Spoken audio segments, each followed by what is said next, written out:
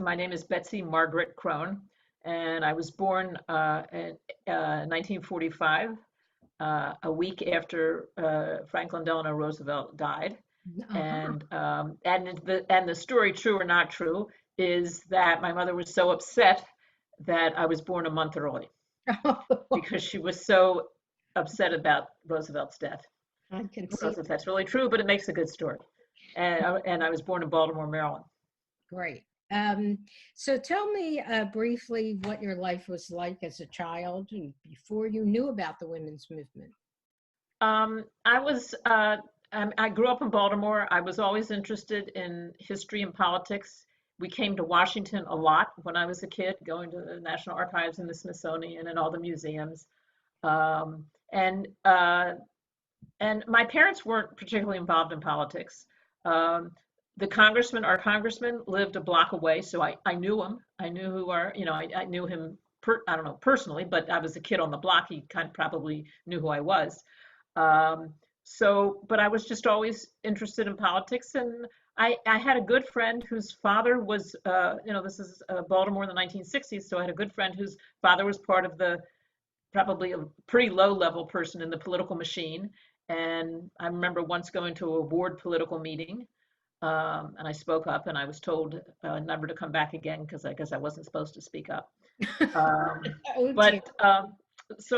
but politics was always, that's what I was going to do. I was going to move to Washington and I was going to do something political. That was always sort of in the back of my head. Interesting. And what was your ethnic background? My family was Jewish, uh, so I grew up in a Jewish community, but I went to public school. Um, I mean, weren't particularly religious, but went to serve. Like everybody else, you go to services on the high holidays. But I went to, I was confirmed. I went to Sunday school. So I did all of the things reluctantly, being forced, but I did all the things that one was required to do. And when did you learn about the women's movement? Well, I mean, the how I got involved in politics first is I was, I mean, my parents weren't donors; they weren't particularly involved at all. But uh, at one point in time, my father said to me that I could no longer go to summer camp and be a camp counselor, which I had done for many years. So I said, well, okay, then I guess I'm going to get a job that doesn't pay. That was my way to get even. And so I became a volunteer this is 1964. So it was after my freshman year of college. I became a volunteer. And in 1964, there was a lot, it was sort of after Kennedy had been assassinated.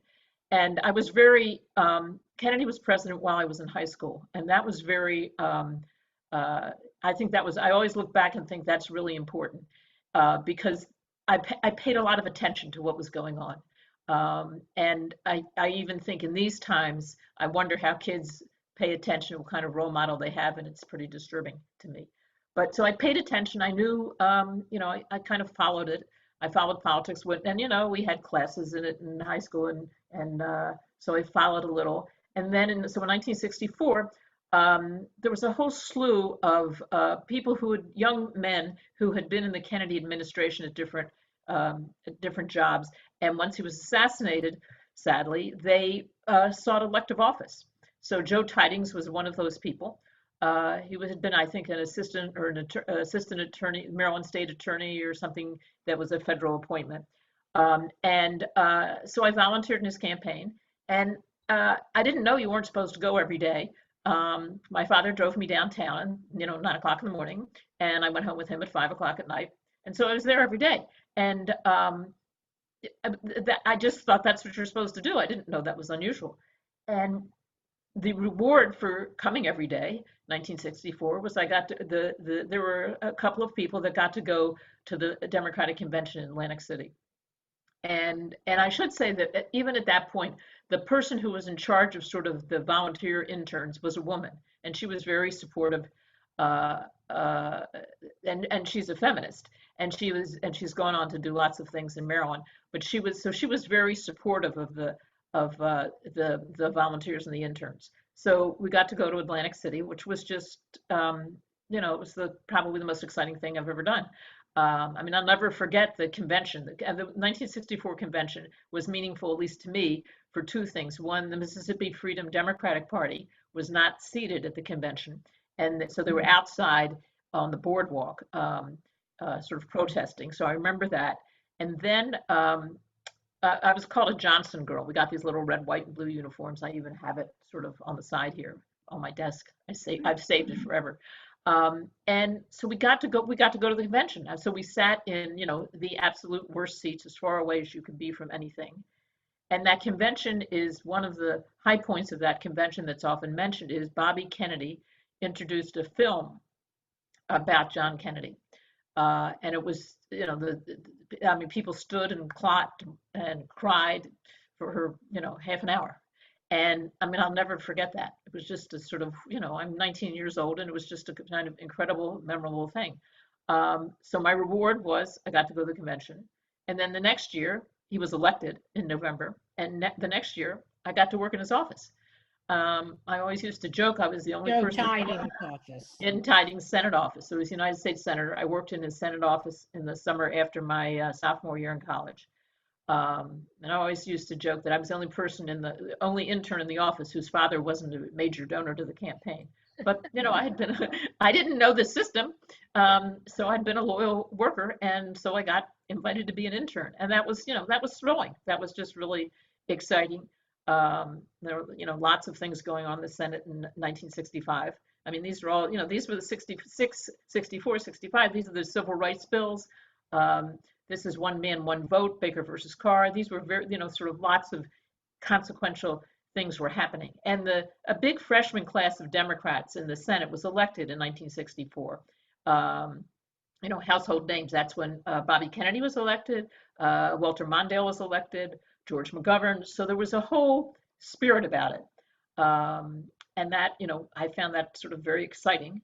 And then I wrote Good for the women's part. So I got to the women's part actually sort of came later. I had mentors, women mentors who were my bosses at different jobs that I had, and they were very encouraging of me. And I worked after I went to graduate school, and after I went to the Eagleton Institute of Politics, which today is the Center for the American Women in Politics, is part of that, but that didn't exist when I was there.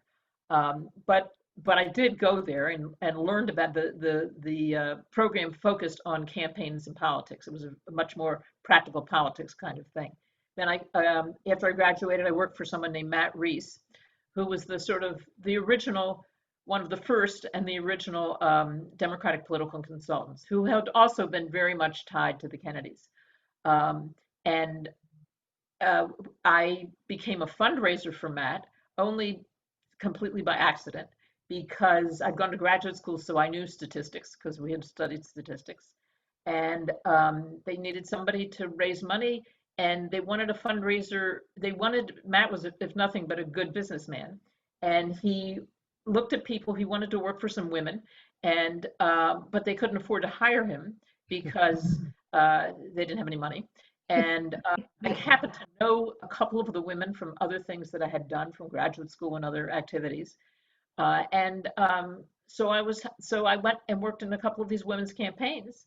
And so I became a fundraiser. And through those women's campaigns, I met some of the women who were involved in the National Women's Political Caucus. Uh-huh. So that's sort of a long version of how I got to where I was. It wasn't really, I mean, I guess I should like to think it was planned and plotted, and I had deep feelings as a young child. None of that's really true. I was just, it was just a series of circumstances, and I was fortunate enough as kind of, we were all working in the women's movement, working at the National Women's Political Caucus in those days. I was fortunate enough to have a skill that other people didn't have, because I was a fundraiser, so I knew how to raise money. And that was something that other people no one had done that.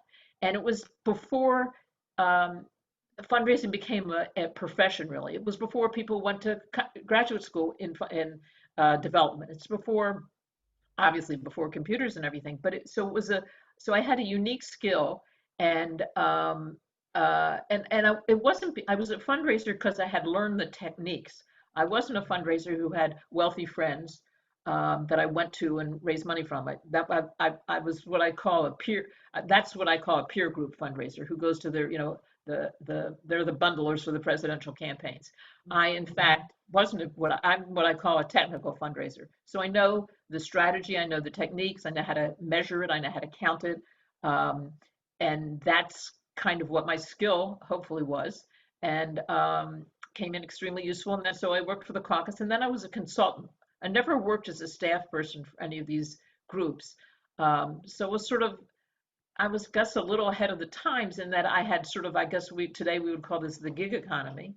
But so I worked as a consultant for a variety of groups, but it was always, I always said in the entire fundraising career that I had for whatever, 40 years or so, I never worked for anybody I didn't know. So it was always connections, connections of somebody would introduce me to somebody that would introduce me to somebody. And it was always, I almost never worked for a complete total stranger, Hmm. which is sort of how the networking worked. So because of that, since I'd worked at the caucus, um, and because of the caucus, we got to know people around the country. And then I worked on the Equal Rights Amendment for ERA America. And I was always the fundraiser. And then that sort of evolved into 10 years later to the sort of laying the groundwork for Emily's List. And many of the people who were the founders of Emily's List were were connected in some way to the National Women's Political Caucus. Right. And we, because of that, because we'd worked at the caucus, we knew a lot of women around the country. So that kind of positioned us well to do something like Emily's List. And there were things that we were frustrated with in terms of the way the caucus worked.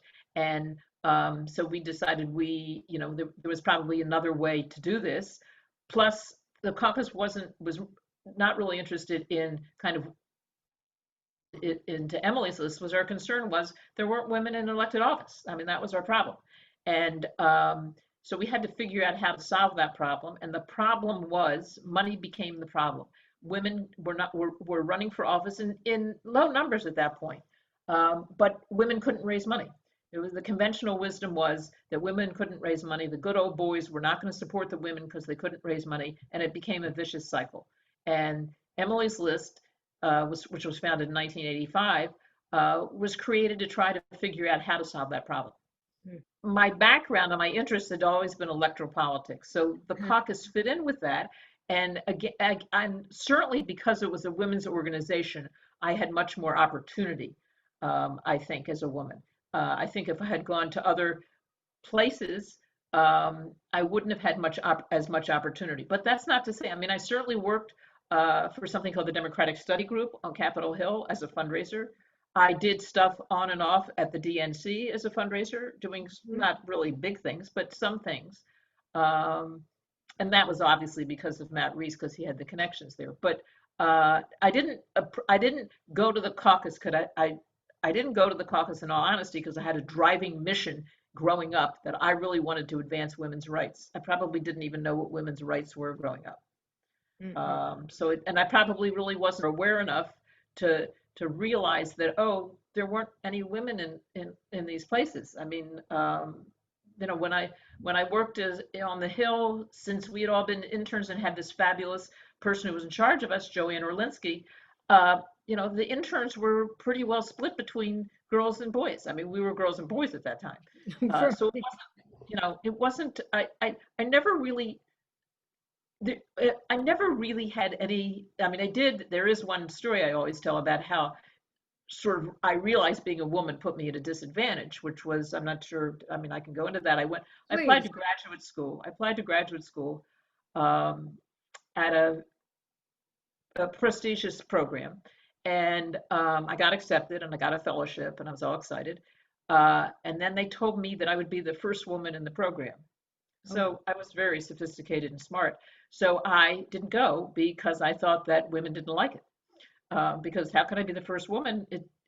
Women must not like it, so I'm not going to go there. I didn't. And of course, I look back now and think, I mean, that's how aware I was. But when I went to graduate school at Eagleton, there were 10 people in our class, and half were men and half were women. Oh, really? Um, Wow. Now, but Eagleton was Florence Eagleton is the founder of created the funding for Eagleton, and it was she was the head of the New Jersey League of Women Voters. So it always, I think, had a woman's base because that's where the money came from, or the initial money. Ford and Carnegie ultimately uh, were very generous donors to it, but the initial seed money to get it off the ground was by a woman. So that I think made the program a little more sensitive. Mm-hmm. I mean, ultimately, the institute for many years was led by Ruth Mandel, who sadly just passed away. Mm-hmm. But when I was there, it was headed by a man who had been very much involved in democratic politics. So Emily's List again. Well, I knew Ellen Malcolm from the caucus. Ellen Malcolm, who's the founder of Emily's List, had been the press person at the National Women's Political Caucus, and so I um, I did research before Emily's List was created. I did some research for Ellen for the Wyndham Fund, which was her private foundation, on sort of what the sort of statistics and problems of women getting elected, the analysis of doing that, um, and and that kind of research and lots of other things that were all coming together at the same time pointed out 1984 was the first year we sort of created something. It wasn't really Emily's List. It was kind of an informal, let's do something. And a group of people wrote to their friends around the country asking them to give money to, actually, it was a candidate named Joan Grow, who was running in Minnesota. Um, I mean, we didn't raise very much money. I think if we raised $10,000, we thought we were, whiz bang kids. Um, but so we lost, and at that point we realized, well, we need to really do something more formal. We need to really get our act together, really structure this, and see if we really are serious about it. If we can, in fact, put together an organization, and if we can make it, the real principle is if we can help solve the problem of women not having money to run That for was office. a big problem. That was a big problem. So originally, Emily's List. Well, there's sort of two things. Originally in 1986, a Democratic woman had never been elected to the Senate in her own right. There were a couple of women who had been preceded by their husbands as widowers, but no one had ever been elected in their own right. And both Harriet Woods and Barbara Mikulski were running for the Senate in 1986. Now remember, I'm from Baltimore. I knew Barbara Mikulski. Um, so, and actually in 1986, I worked on her campaign as a fundraiser. But we used to say, please, please, oh Lord, let us win just one race. Of these two, we have to win one. If we don't win anything, we're doomed, but we have to win one. And also the Harriet Woods had run for the Senate, I think that against John Danforth, I think in 84, and she had lost. And David Broder, who was a very prominent political columnist for the Washington Post, had written a very insightful article she lost because she ran out of money. In the last 10 days, she had no money. So we knew that money was the problem. Mikulski was involved in a primary with another congressman, and I guess he was the former governor at that time. She was completely the underdog. Nobody thought she would do anything. She's an ethnic, short, slightly stocky politician from Baltimore, and she was completely written off. And Emily's List helped raise the seed money for her campaign. And in that sort of first or second FEC report, Federal Elections Commission report that she filed, she had raised serious money. And people were shocked. The Maryland political establishment was dumbfounded. How could this be? And that was really that was really when we knew we were onto something. But our mission at that time, of course, was to elect a woman to the Senate. That's what we were all about. Right. So history, Barbara Mikulski won. And then the next year, there were no women running for the Senate. So we were flexible. So we decided to do House races. But what we did, the technique, and I mean, I don't know if you want me to explain the technique of what Emily's List did, but so what Emily's List did, PACs at that time could give, the rules have changed a little, but political action committees could give $5,000 to a campaign per primary per general. And you know, I mean, Emily's List could write a $5,000 check. That wasn't an issue, but that really wasn't going to fund a campaign. So what Emily's List came up with um, is a process called bundling, which is our people joined Emily's List at that time, and it's obviously changed over the years, but they joined Emily's List for a $100 membership. And then they also pledged to give $100 to two candidates.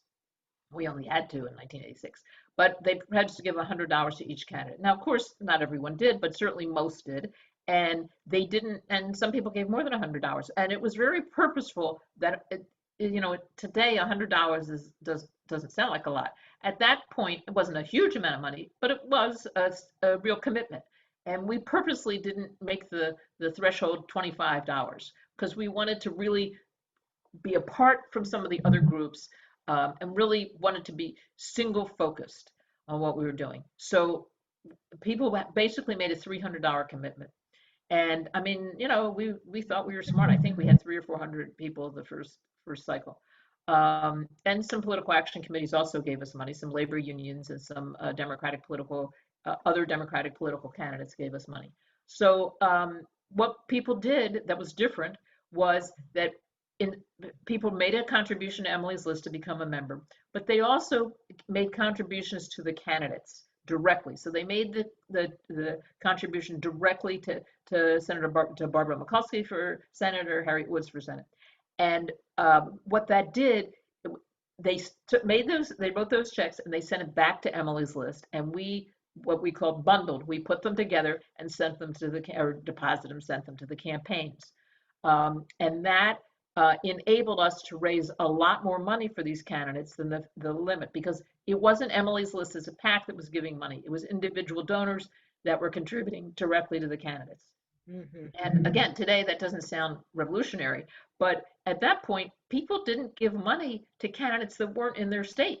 Right, I mean, people always thought that everybody gave to people in their state. And how would you even know about somebody that was running if they weren't in your state? And again, because of the caucus, we knew people from around the country, so that was helpful. And again, the women's movement sort of had taught people that if there weren't women running in their state, and there weren't very many, then let's look at women who are running around the country. So it was a kind of, but it didn't explode. Emily's List, we had a couple hundred members then, and so we went through the 86 cycle, we went through the 88 cycle, we went so we did the House in 1988, in 1990, the governors, women, that was the year Ann Richards ran. So we had the flexibility to focus on different kinds of races. They evolved. And then the explosion of Emily's List was the Year of the Woman, 1992. And that really, I always think that if we hadn't had the 2 or 3 cycles before that happened, we wouldn't have really been positioned to be able to take advantage of that. Mm-hmm. And what happened, that's really the thing that got Emily's List sort of, in the ball game. Obviously, it was the Clarence Thomas, Anita Hill confrontational hearing that awoke America to the fact that Barbara Mikulski always used to say, everybody said, so where are the women on the Senate Judiciary Committee? And Senator Mikulski would say, I'm only one. And you know what? I can't be everywhere. That's not the committee I serve on. So there were no women on the Senate Judiciary Committee. There were women in the House, but it was shocking to, the nation just sort of woke up to the fact that, where are the women on the Judiciary Committee? There aren't any. And so that was really the explosion of interest. And that's when, Barbara Boxer, Dianne Feinstein, Patty Murray, that's when they sort of entered the scene. And so and the second thing that happened, I always say 60 Minutes did a piece on Emily's List. And I always say it's the most favorable piece that any 60 Minutes has ever done on anything.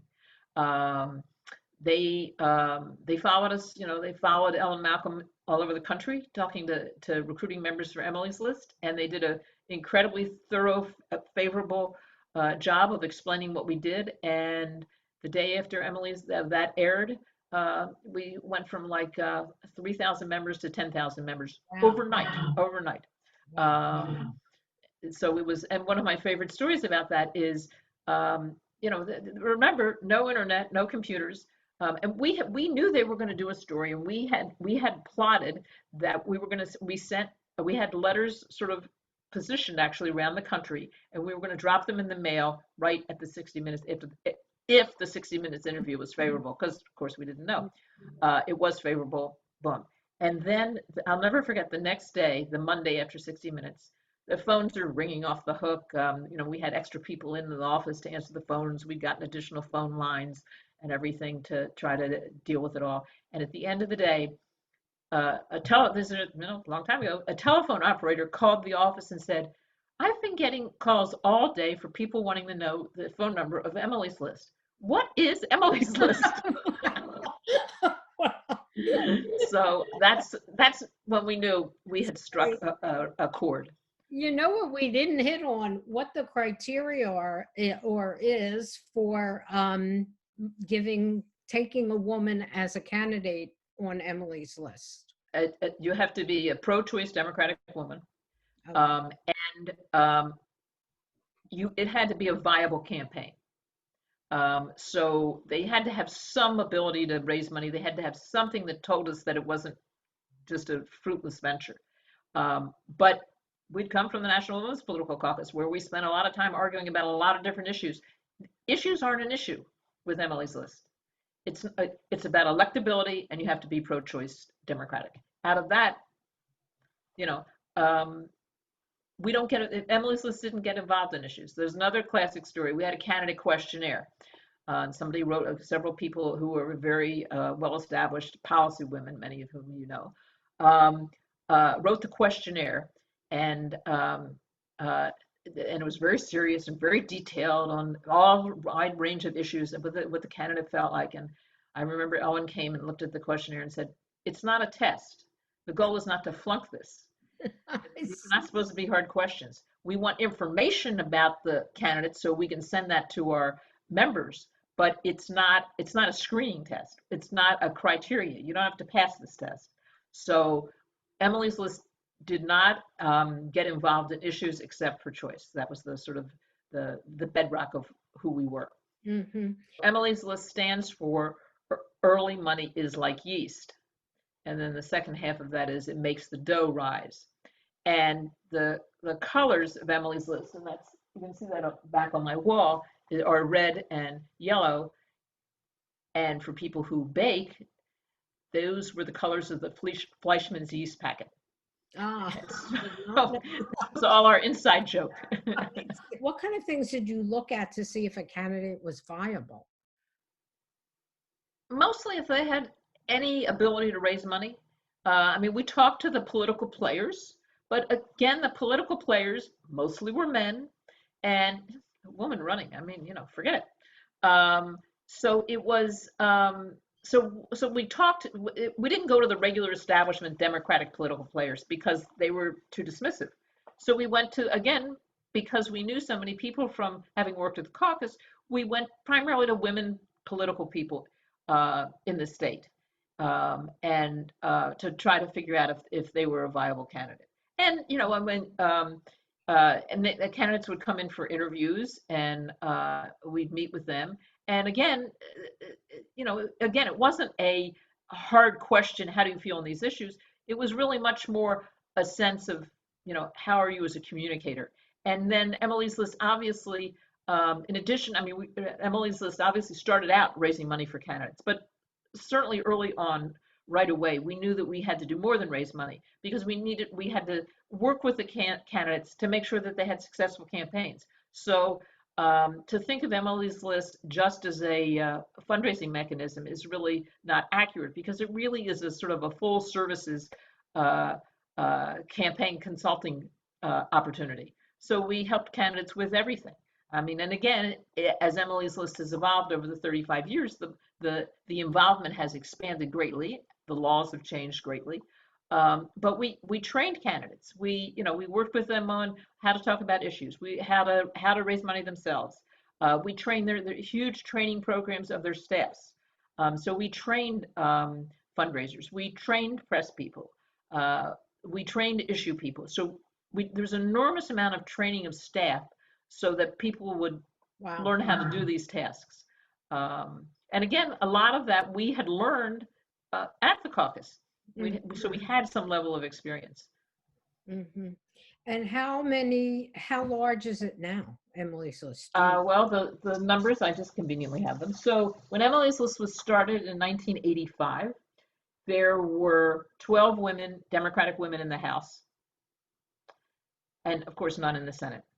Today, there are 101 Democratic women in the House and 17 in the Senate. So,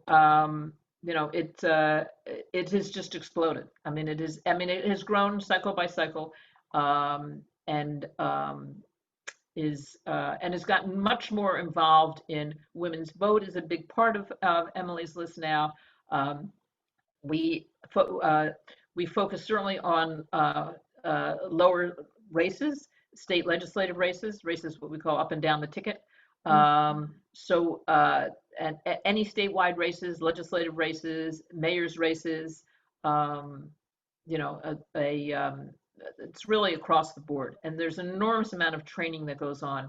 Um, and as campaigns are certainly obviously much more expensive than they were when we got started, and the level of professionalism is obviously vastly different. So that Emily's List has um, been well positioned to be able to grow and explode and take advantage of all of those kinds of opportunities. There are now, I think, 5 million members of Emily's List. Wow. So You know how large the staff is? the staff is probably maybe 100. I mean, it's big, and we have regional offices. Emily's List has regional offices. Oh my God. So it is one of the I think the skills of the people that have led Emily's List over the years is the flexibility to go to sort of to go with the opportunities and to really sort of uh, you know it, we have and the other thing that Emily's List has done is so many people. Emily's List has a large staff.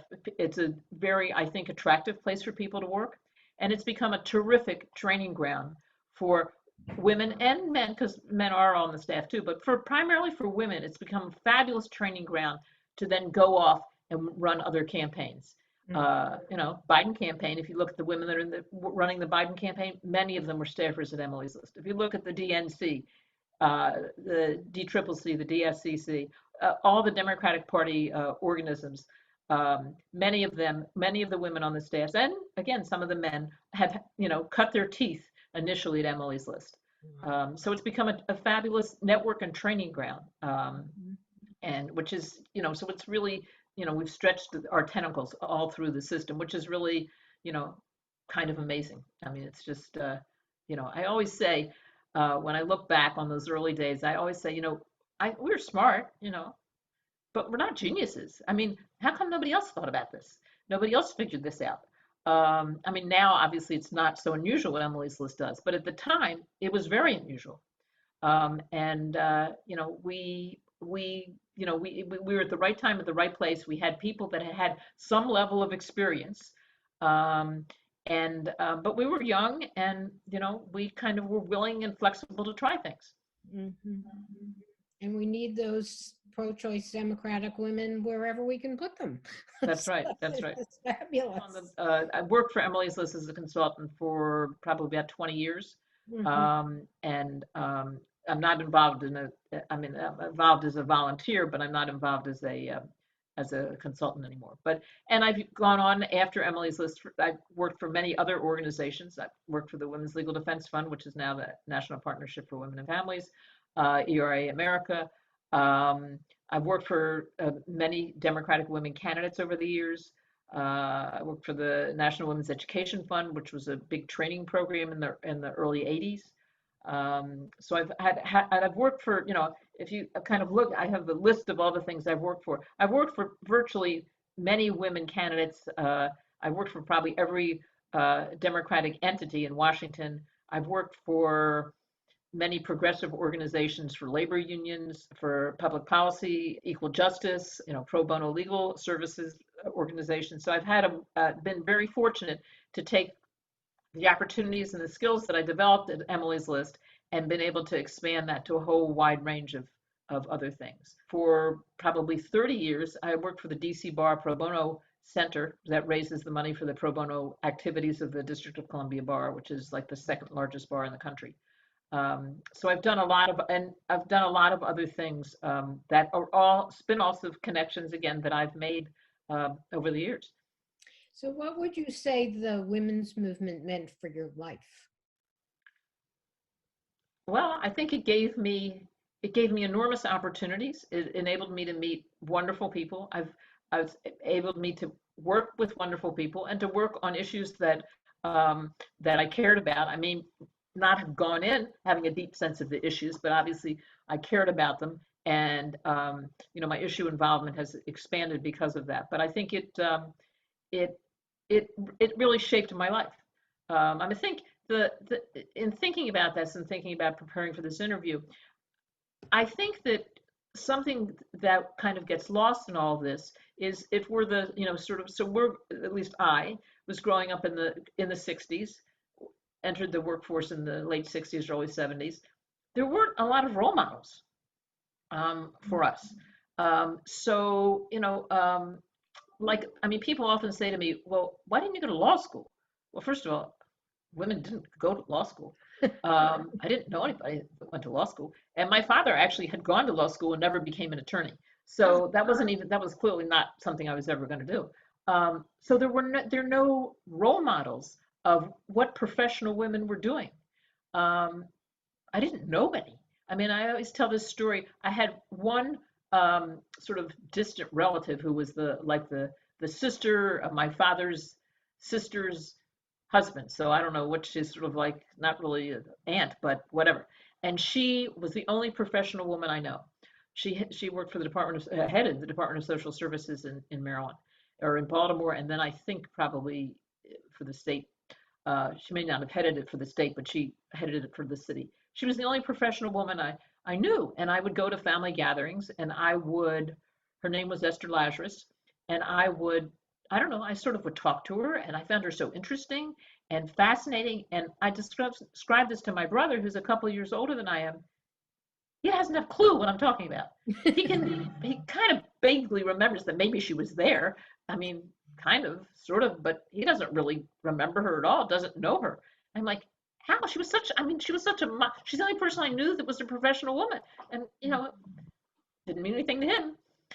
So, you never know. You just don't ever know Right, the influences that things have on you, right, that right. people have on you. I mean, when I went to, I didn't go to graduate school right after college. I didn't think I was smart enough. And it never occurred to me to go to graduate school. But my first job, our boss was a professor at the University of Maryland, a woman. And two of the people that I worked with were PhD candidates. I'm like, I didn't know anybody like that. So, I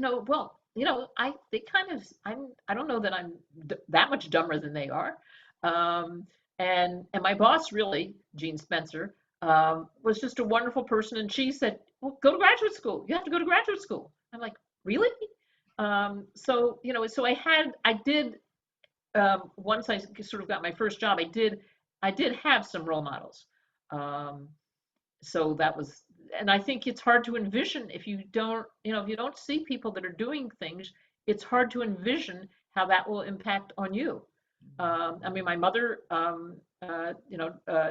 didn't work outside of the household until much later in life.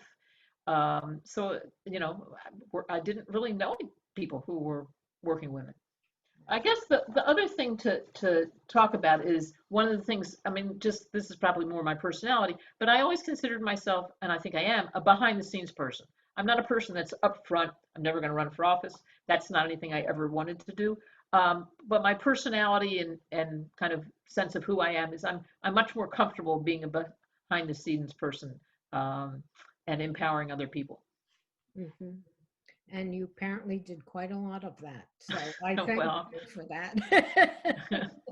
I had opportunities, and I was fortunate to have opportunities. And as I said before in the beginning, I was fortunate to have a skill. I knew how to fundraise, which was completely by accident that I learned how to do that. But Right. that became a very useful skill. at the time and now. Yes.